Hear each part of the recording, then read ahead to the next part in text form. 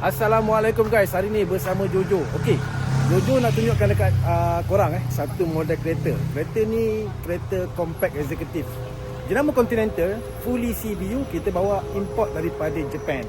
Iaitu model C200 W206 2022. Yang ini model yang paling latest keluaran Mercedes, model C200. Yang ini memang cantik gila.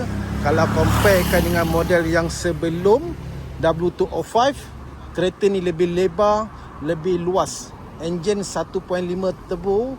Okey, dan juga kereta ni nak bagi tahu dia datang dengan teknologi yang lebih baru, siap datang dengan rear axle steering. Okey, korang boleh tengok dekat video YouTube Jojo yang sebelum ni, Jojo ada tunjukkan berkenaan dengan rear axle steering. Okey, so kita tengok apa yang ada dekat kereta ini. Let's go. So first, kita pergi dekat bahagian hadapan. Dia datang dengan grill yang baru. Nampak tu dah macam AMG Sekali tengok macam CX-550S. Dia ada 360 camera dekat sini. So dekat sini ada kamera. Kita pergi dekat bahagian tepi cermin sisi, sini pun ada kamera.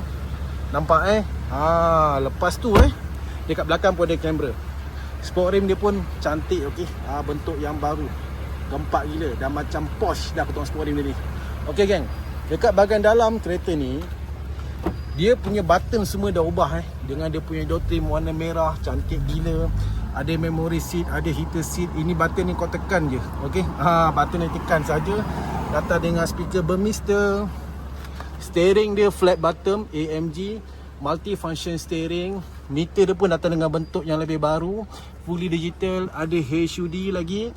And then infotainment dia pun dah baru. Ada ambient light. Dekat sini material dia carbon fiber, okey. Okay, dekat sini ada dua cup holder. Dalam tu ada USB charge. Dekat sini dia punya armrest. Dalam ni pun ada USB charge 2. Seat dia semi bucket, warna merah, fully leather. Okey, dan yang best, dia punya headrest. Korang boleh adjust sebenarnya. Sekejap dia tunjukkan. Nampak? Dia boleh ke depan ataupun ke belakang. Gempak gila. Okey geng, kita pergi tengok dekat bahagian belakang. Bahagian belakang nampak ni, cukup luas Dia punya seat ni cukup tebal. Memang confirm comfort siapa yang duduk kat belakang ni. Okey. Siap dekat sini. Korang boleh jadikan dia armrest. Dekat sini boleh keluarkan barang lah. Okey. Nampak tu. Ada dua cup holder. Tak pakai boleh simpan. Alright guys, kita tengok dekat sini. Belakang dia pun ada aircon. Inilah view dia daripada belakang. Atas ada panoramic, depan dan belakang. Okay, so guys, kereta ni masih available. Jangan risau, Jojo nak bagi 6 tahun warranty. Lepas tu free coating, free tinted. So, yang mana-mana mencari kereta compact executive untuk kegunaan bisnes anda, untuk kegunaan family anda, memang sesuai korang ambil kereta ni.